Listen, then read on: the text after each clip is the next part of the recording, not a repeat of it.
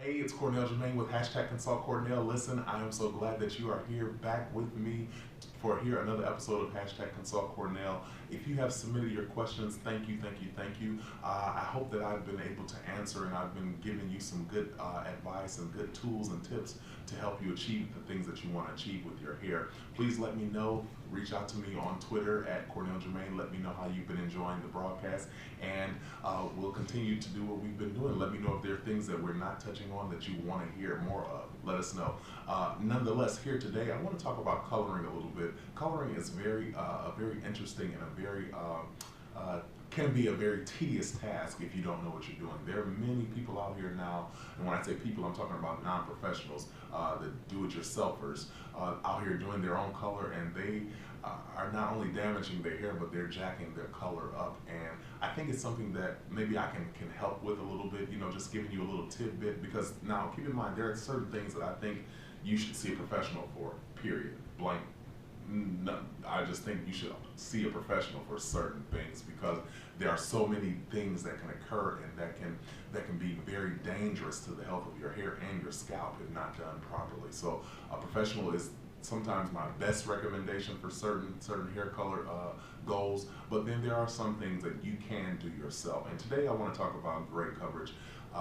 Gray coverage is something that is really an issue for many people, and not just people of the baby boomer generation. I mean, there are some millennials that I know personally who are dealing with gray, and for those that want to color their gray, it's always a job. It seems like it's always a daunting task for them, because they just say it never lasts. It never lasts. Well, what I want to recommend for you is, first of all, if you're coloring your gray with a semi-permanent or a rinse, it is very likely that you are not going to get the coverage that you want for that gray hair.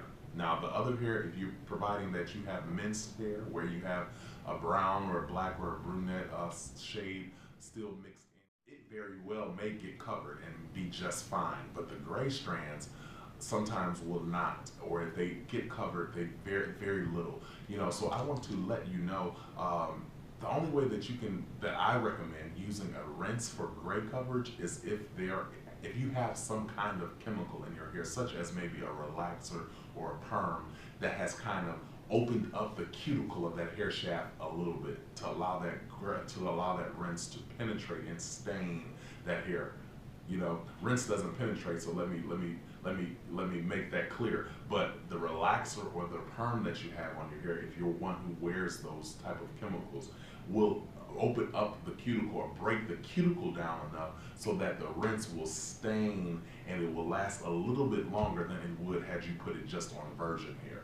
But my personal recommendation, if you are not wearing a rinse, if you're not wearing a relaxer or a chemical like a perm or something in your hair, my personal recommendation is that you use a demi-permanent color. It is a low volume peroxide. Typically they have a little ammonia in it. However, you can find some that do not have ammonia if you have an allergy to that. But you need a demi-permanent that will help to open up that cuticle a little bit more and help you to get that color penetrated into that hair shaft. A demi-permanent is my best recommendation.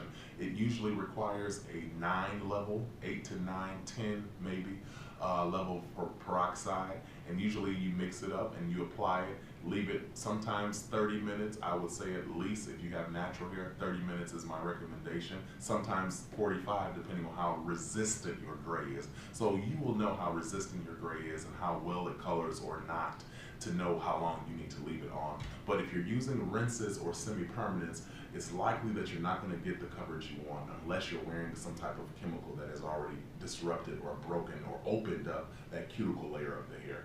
If you're not in that category, demi-permanent is your best result, your best approach to getting the best results.